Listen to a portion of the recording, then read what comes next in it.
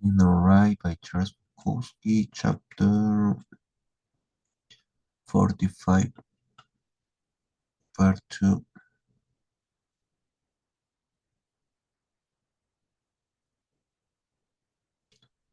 My mother was looking at me.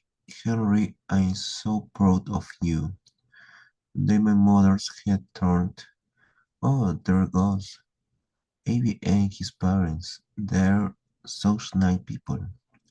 Oh, Mr. Marstonson. They stopped.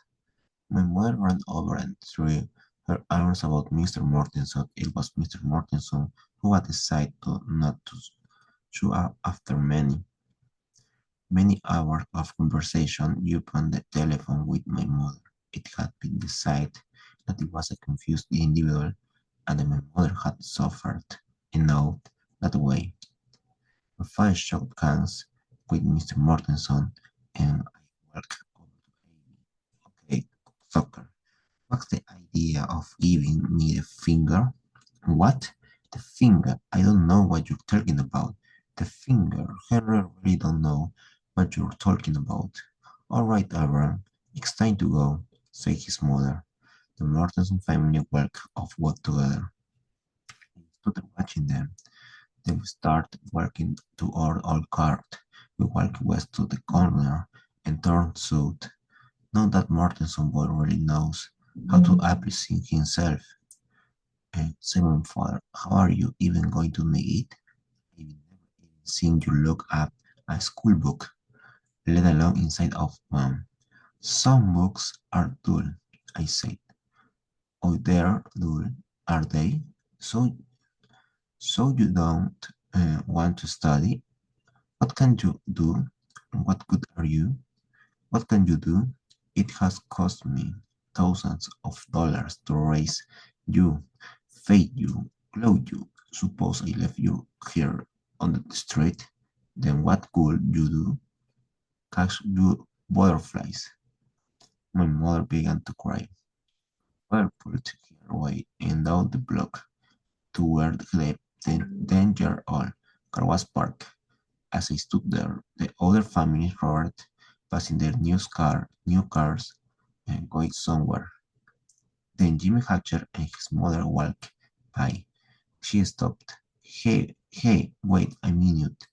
She, she told Jimmy, I want to congratulate Gary. Jimmy waited and Claire walked over, face close to mine. She spoke softly so Jimmy wouldn't hear. Listen, honey, anytime you really want to graduate, I can arrange to give you your diploma. Thanks, Claire. I may be seeing you. I ripped your balls off, Henry. I don't doubt it, Claire.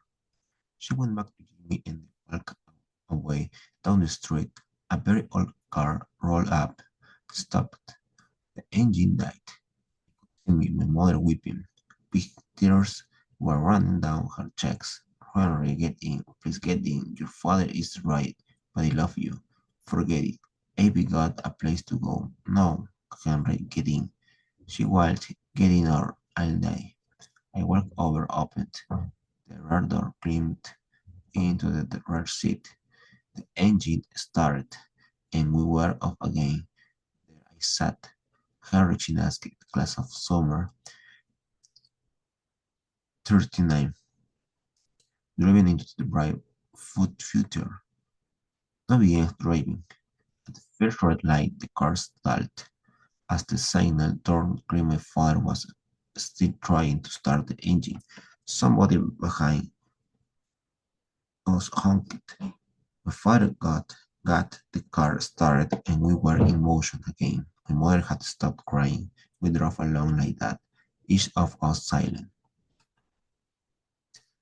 Chapter 46. Things were still hard. Nobody was any more surprised than I was Mayor Starsback found and asked me to report to work the next month. I had gone all around town, putting in dozens of applications. There was nothing else to do. I didn't want a job, but I didn't want to live with my parents either. Mr. Starbuck must have had thousands of applications on hand. I couldn't believe this had chosen me. It was a department store with branches in many cities. The next Monday that I was walking to work, paperback. The department store was only a few blocks away from my former high school. I still didn't understand why I had been selected. After filling out the application, the interview had lasted only a few minutes. I must have given all the right answers. And first paycheck I get, I thought I'm going to get myself a room near downtown LAI Public Library. As I walked along, I didn't feel so alone, and I wasn't. I noticed a starving mongrel dog following me. The poor creature was terribly thin. I could see his ribs poking through his skin. Was as if fur had fallen off. What remained clung, clung Android to his pipes. The dog was beating, cold, desert, frightened, a victim of Homo sapiens. I stopped and put out my hand. He backed off. Come here, Philo. I am your friend. Come on, come on.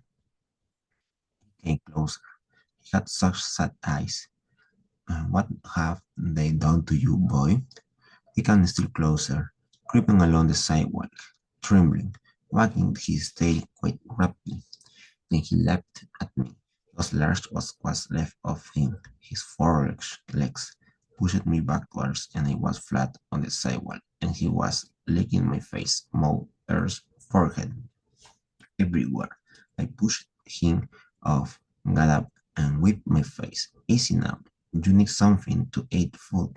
I reached into my bag and took out a sandwich. I unwrapped it and broke off a portion.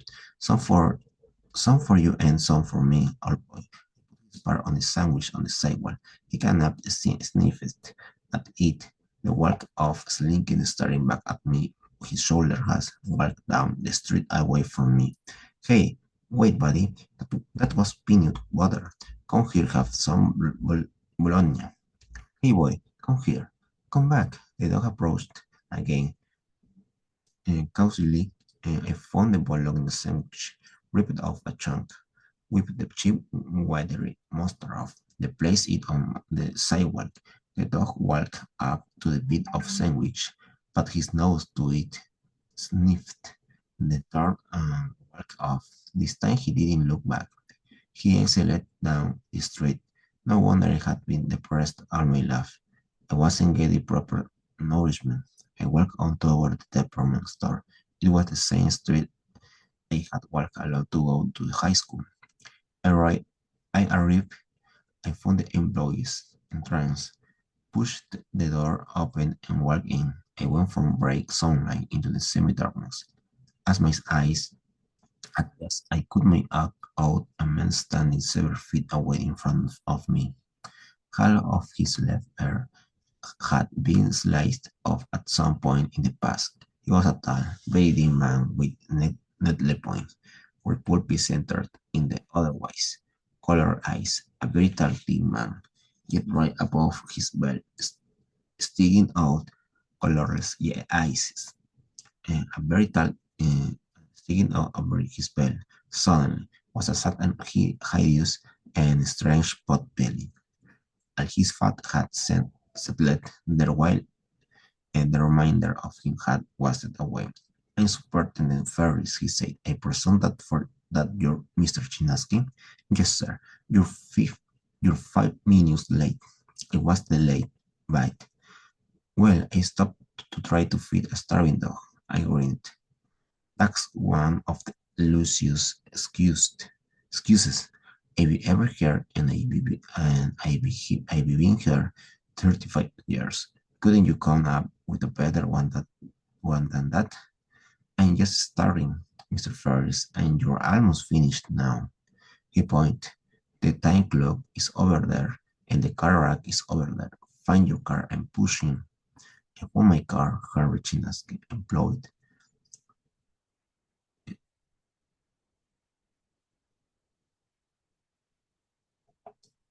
68, 75, 4. Then I walked up to the time clock, but I didn't know what to do. First walked over and stood behind me, staring at the time clock. You're now 6 minutes late. When you are 10 minutes late without you an hour, I guess it's better to be an hour late. Don't be funny. If I want a comedian, I listen to Jack Benny. If you're an hour late, you're docked. Your whole goddamn job. I'm sorry, but I don't know how to use a time clock. I mean, how do I punch in? First grabbed the card out of my hand. He pointed at it. See this slot? Yeah. What? I mean, yes. Okay, that slot is for the first day of the week. Today. You slip the time card into the hair like this. You slip it in, then pull it out. Then when your time card is in there, you hit this lever. First hit the lever, but the time card wasn't in there. I don't understand. Let's begin. No, wait. He hit the time card in front of me. Now, when you punch out of launch, you hit this slot. Yes, I understand. Then we punch back in. You hit the next slot. Launch is 30 minutes. 30 minutes, I got it. Now, when you punch out, you hit the last slot. That's 4 punches a day. Then you go home or to your room or wherever. Sleep, come back and hit it 4 more times each working day until you get fired with that overtime.